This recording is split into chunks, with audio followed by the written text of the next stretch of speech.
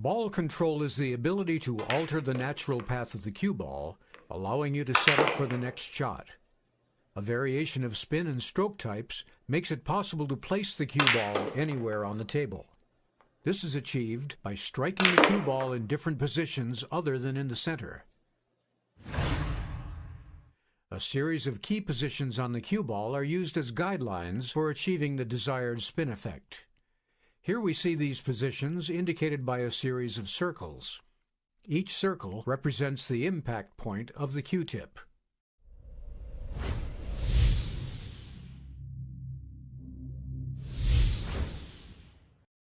The stun shot, sometimes referred to as the stop shot, is used to eliminate any forward movement on the cue ball after it makes contact with an object ball. In this situation, the 6 ball sits directly in front of the side pocket. Since the shot is straight on, a stun shot is the perfect solution to avoid a scratch.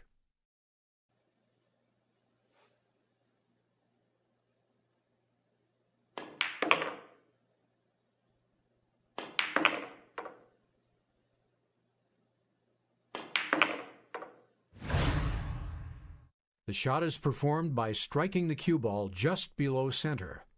This causes the cue ball to slide along the table instead of rolling naturally. Upon contact with the object ball, the cue ball's sliding motion stops, leaving the ball stationary.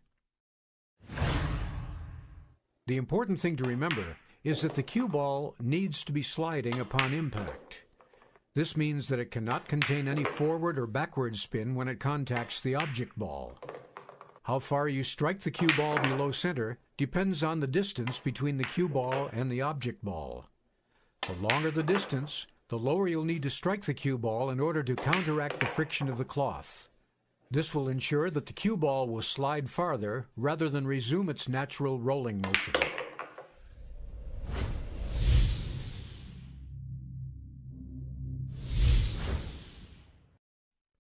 Returning back to our example, we've set ourselves up for an easy shot on the 7 ball, which now sits straight out from the corner pocket. Although a stun shot would suffice, the next shot on the 8 ball would be far easier if draw were to be used when shooting the 7 ball. A slight draw brings the cue ball back just enough to line up for the 8 ball in the same corner pocket, at the same time avoiding a potentially awkward transition from the 8 ball to the 9 ball.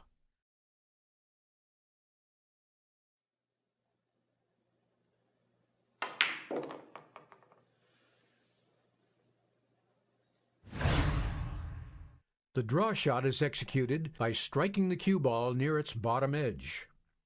The cue ball actually spins backwards, even though it is sliding in a forward motion. Upon contact with the object ball, the spin changes the cue ball's direction, altering its natural path and bringing it back towards the player. The general rule is that hitting the cue ball lower generates more backspin. As with the stun shot, shooting a distant target requires more spin in order to counter the friction caused by the cloth. Be wary of striking the cue ball too low. Since both the Q-tip and the cue ball are round, striking too low can cause the Q-tip to slip on the surface of the cue ball, causing a miscue.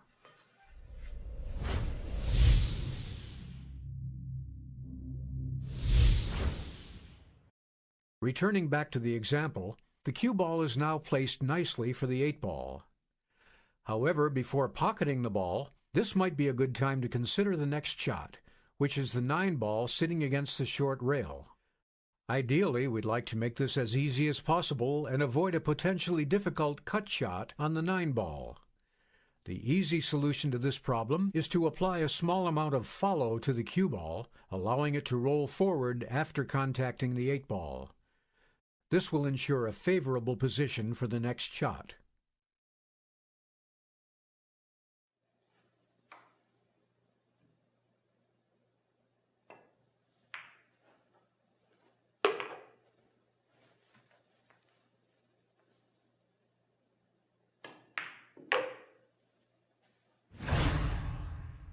The follow shot is achieved by striking the cue ball above center.